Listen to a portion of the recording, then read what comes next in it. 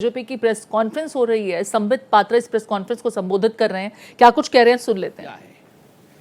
वह अपने आप में पूरे विश्व में एक संदेश भेजता है, एक निर्णायक संदेश, आतंकवाद के खिलाफ लड़ाई के विरोध, आतंकवाद के खिलाफ एक निर्णायक संदेश।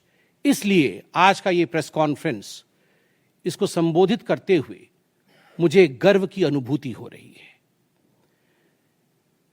अदम्य साहस का परिचय दिया है भारत की सेना ने, अदम्य साहस। आज भारतीय जनता पार्टी और हम सभी कार्यकर्ता, आज सारा भारत धन्यवाद करता है भारत की आर्मी का, भारत की सेना का, भारत की एयरफोर्स का, भारत की नेवी का और उन तमाम जाबाज सेनानियों का जिनके कारण आज ऑपरेशन सिंदूर सफल हुआ है। अगर सही मायने में देखा जाए तो ऑपरेशन सिंदूर और उसके विषय में पूरा हिंदुस्तान आज जानता है, क्योंकि कई प्रेस कॉन्फ्रेंसेस हुए। कल भी तीनों डीजीएमओ ने मिलकर के देश को संबोधित किया और तमाम तथ्य जो देश जानना चाहता था उसे उन्होंने हमारे समक्ष रखा। मगर मुझे लगता है कि एक आम नागरिक के भाषा में, बहुत साधारण भाषा में आज मैं आपको बताना चाहूंगा कि ये जो ऑपरेशन सिंदूर हुआ है, किस प्रकार से इससे हिंदुस्तान आतंकवाद के खिलाफ लड़ने में एक निर्णायक भूमिका हिंदुस्तान ने अदा किया है। आप सभी जानते हैं 22 तारीख का वो दिन, that unfortunate day on 22nd of April, जब पहलगाम में 26 लोगों का नृशंस हत्या कर दिया गया था आतंकवादियों द्वारा। वह आतंकवादी जो पाकिस्तान से आए थे, वह आतंकवादी जो पाकिस्तान द्वारा प्रशिक्षित किए गए थे, आतंकवादियों द्वारा प्रशिक्षित किए गए थे। उनमें 25 भारतीय थे और एक नेपाली नागरिक था। प्रधानमंत्री श्री नरेंद्र मोदी उस समय विदेश दौरे में थे, सऊदी अरब में थे। प्रधानमंत्री नरेंद्र मोदी तुरंत भारत लौट के आते हैं और उन्होंने जनता की बात को सुना। जनता ने उस समय एक मांग रखी कि आतंकवाद के ऊपर हमला हो, हमें बदला लेना है पहलगाम के इस आतंकवादी हमले का।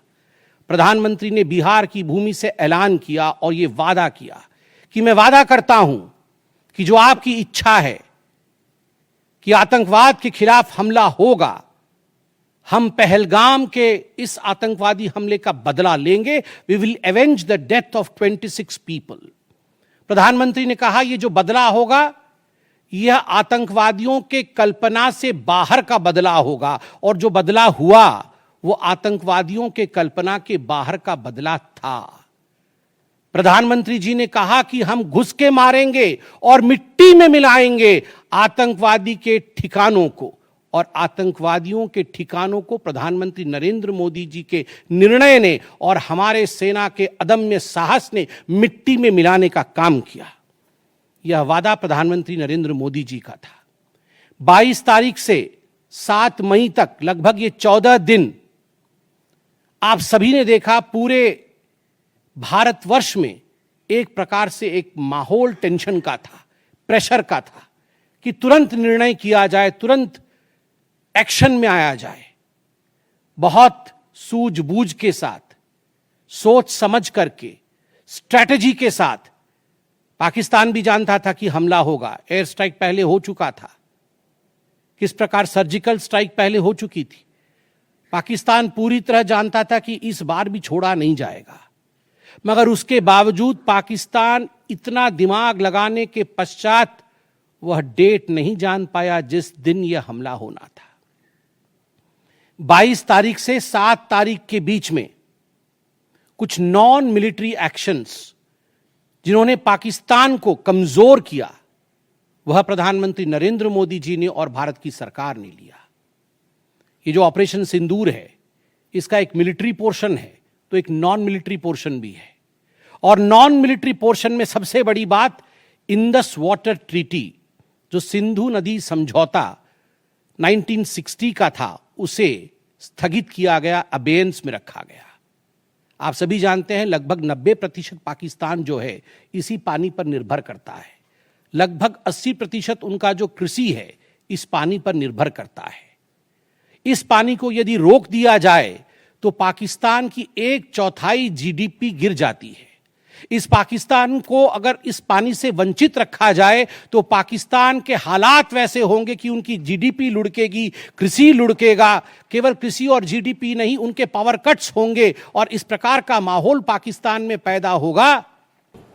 देशों के बीच में कोई ट्रेड नहीं होगा और इसका खामियाजा कोई भुगतेगा तो वो पाकिस्तान की इकोनॉमी भुगतेगी।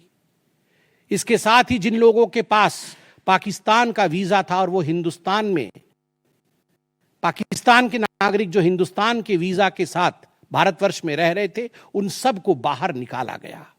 पाकिस्तान का कोई भी आर्टिस्ट, कोई भी परफॉर्मेंस वो भारतवर्ष में नहीं हो सकता है। इस प्रकार के कड़े प्रतिबंध पाकिस्तान के ऊपर लगाए गए।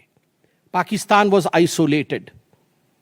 ये जो नॉन मिलिट्री एक्शन लिया गया, आज मैं कहना चाहता हूं कि 50 वर्षों से भी अधिक समय तक जो टूल्स कभी इस्तेमाल नहीं किए गए थे, जिस क्षेत्र में भारतवर्ष कभी नहीं गया था, वह टूल्स इस्तेमाल किए गए और अपने आप में भारत के लिए यह बहुत बड़ी बात है। बहुत बड़ी बात है कि इंडस वाटर ट्रीटी को रोका गया, 20 से अधिक देशों का समर्थन, आतंकवाद के खिलाफ एक निर्णायक हमले की तैयारी और 6 और 7 मई 2025 उस रात निर्णायक हमला होता है आतंकवाद के ऊपर। सभी जानते हैं कि 9 आतंकवादी ठिकाने जो POJK में थे और पाकिस्तान में थे, उन्हें ध्वस्त किया गया। यह ऑपरेशन सिंदूर एक बहुत बड़ा दायरा तय करता है। इसने पूरे विश्व को दिखाया कि भारतवर्ष क्या कर सकता है। ऑपरेशन सिंदूर ने दिखाया कि केवल LOC नहीं, इंटरनेशनल बॉर्डर के पार जाके भी भारत पाकिस्तान के अंदर किसी भी टारगेट को प्रिसाइसली उस पर हमला कर सकता है और आतंकवाद के खौफ को समाप्त कर सकता है। इस पूरे ऑपरेशन का लक्ष्य क्या था, इसे समझने की आवश्यकता है। लक्ष्य क्या था? क्या हमने लक्ष्य की पूर्ति की? What was the aim of Operation Sindoor? Did we achieve what we aimed for? क्या लक्ष्य था? नंबर 1 लक्ष्य था आतंकवादी ठिकाने जो दूर दराज इलाके में है पाकिस्तान में, जहां आज तक कोई नहीं पहुंच पाया, जहां आज तक पाकिस्तान के आतंकवादियों को लगता था कि वो सुरक्षित हैं, वहां तक पहुंचना यह लक्ष्य था। दूसरा लक्ष्य था आतंकवादियों को ढेर करना, मार देना। तीसरा लक्ष्य था इन टारगेटों को जमींदोज करना, उन्हें मिट्टी से मिला देना। चौथा लक्ष्य था इस पूरे काम को करते हुए कोई भी सिविलियन, उसके ऊपर किसी प्रकार से कोई इंजुरी नहीं होना। और अंतिम लक्ष्य था किसी प्रकार के मिलिट्री, जो पाकिस्तान का मिलिट्री या सैन्य बेस हो, उसके ऊपर हमला नहीं करना। अर्थात यह लड़ाई आतंकवाद के खिलाफ थी। यह लक्ष्य था ऑपरेशन सिंदूर का। This was a fight against terrorism and terrorists. क्या हम लक्ष्य को पा पाए? आप देखिए, जब यह हमला हुआ तो 9 ठिकाने ध्वस्त हुए, उनमें 5 POJK में थे, पाक ऑक्यूपाइड जम्मू कश्मीर में, और 4 पाकिस्तान में थे।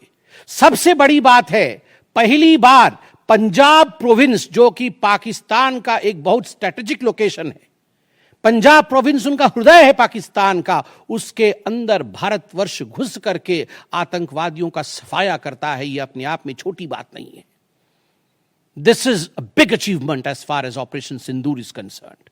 लश्कर-ए-तैयबा, जैश-ए-मोहम्मद, हिजबुल मुजाहिदीन, इनके ठिकाने ध्वस्त होते हैं। और मैं यहां वो नाम पढ़ना चाहूंगा। ये जो 9 नाम है, 9 आतंकवादी ठिकाने, मैं आज देश से अपील करना चाहूंगा, तमाम भारतीयों से अपील करना चाहूंगा कि ये नाम हमें स्मरण करना है। आने वाले 100 वर्षों तक हमें इन नामों को याद दिलाते रहना है, दोहराना है। जब भी आतंकवाद सर उठाए तो हमें यह चित्र दिखाने हैं कि तुम्हारा क्या हश्र किया था ऑपरेशन सिंदूर ने, भारत की सेना ने, भारत की राजनीतिक इच्छा शक्ति ने और भारतीयों ने। इसलिए मैं नाम पढ़ना चाहूंगा। सवाई नाला कैंप मुजफ्फराबाद जो पीओजेके में है, 30 किलोमीटर दूर है एलओसी से, उसे ठिकाना लगाया गया लश्कर तोयबा का ट्रेनिंग सेंटर था। 20 अक्टूबर 2024 सोनमर्ग में और 24 अक्टूबर 2024 गुलमर्ग में जो आतंकी हमले हुए थे उसमें यहां से आतंकवादी आए थे। और सबसे बड़ी बात, 22 अप्रैल 2025 को जो आतंकवादी आकर पहलगाम में हमारे नागरिकों को मार के गए थे, हमारी बहनों के माथे से जिन्होंने सिंदूर पोंछने का काम किया था, उनका प्रशिक्षण भी इसी केंद्र में हुआ था, सवाई नाला कैंप मुजफ्फराबाद। सैयदाना बिलाल कैंप मुजफ्फराबाद, ये जैसे मोहम्मद का ट्रेनिंग सेंटर था, ये दूसरा कैंप जो ध्वस्त हुआ। गुलपुर कैंप कोटली, ये एलओसी से 30 किलोमीटर दूर था, लश्कर तैयबा का बेस था। और 20 अप्रैल 2023 को पुंछ में, 9 जून 2024 को जो तीर्थ यात्री को बस में हमला करके मारने का काम किया था आतंकवादी, यहां गुलपुर कैंप से आए थे जो कोटली में है, उसे ध्वस्त किया गया। बरनाला कैंप बिरगढ़, बरनाला कैंप जो 9 किलोमीटर दूर है एलओसी से, उसे समाप्त किया गया। अब्बास कैंप कोटली जो 13 किलोमीटर दूर है एलओसी से, लश्कर तैयबा का फिदाइन सेंटर है और 15 आतंकवादियों को एक साथ ट्रेन कर सकता है,